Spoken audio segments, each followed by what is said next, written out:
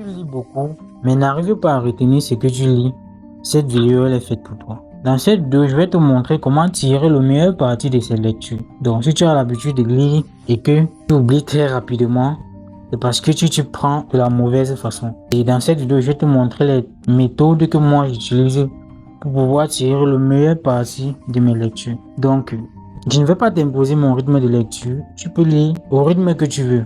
Tu peux garder ton rythme parce que chacun lit à son rythme. Il y a des gens qui lisent plus de 10 pages par jour et il y a des gens qui ne peuvent pas le faire. Donc, peu importe ton rythme, ces stratégies, ces méthodes-là que je vais te partager dans cette vidéo vont t'aider. Donc, avant de commencer, pense à t'abonner, liker et à partager la vidéo. Mais également, la vidéo dans les favoris, elle pourrait être utile quand tu en auras besoin. De quoi est-ce que nous avons besoin pour pouvoir tirer le meilleur parti de nos lectures? On a besoin d'un ou de plusieurs stabilos de différentes couleurs. On a également besoin d'un ou de plusieurs stylos de différentes couleurs également. Mais je pense que un des deux côtés déjà, c'est largement suffisant.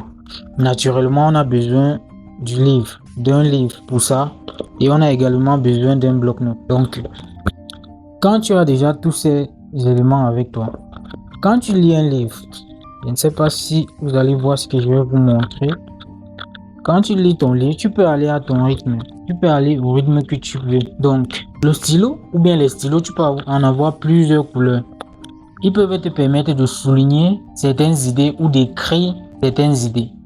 Donc, quand tu lis un livre en vrai, tu dois être capable d'émettre des idées et de les écrire. C'est à ça que va te servir les stylos.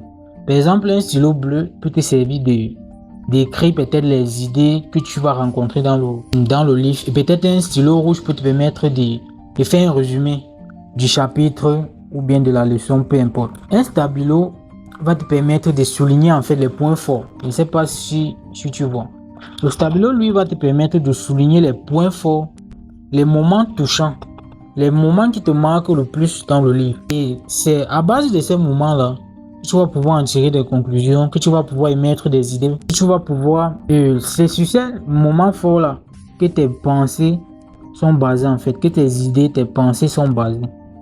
Donc, au lieu de tout simplement lire un livre, je vais te demander d'étudier le livre. Et c'est comme ça qu'on étudie un livre. Donc, en résumé, au lieu de tout simplement passer ton temps à lire un livre, tu dois plutôt chercher à l'étudier. Parce que c'est en étudiant un livre que tu le comprends mieux. Et tu comprends mieux les idées énoncées dans le livre que toi-même également, tu développes tes propres idées. Donc, à partir d'aujourd'hui, au lieu de tout simplement lire un livre, cherche à étudier le livre, critique le livre, émets des pensées, écris, note, et cela te permettra d'en tirer le plus grand parti. J'espère que cette vidéo t'a été utile. Si ça a été le cas, n'hésite pas à me dire la méthode que tu utilises pour pouvoir lire et tirer le meilleur parti.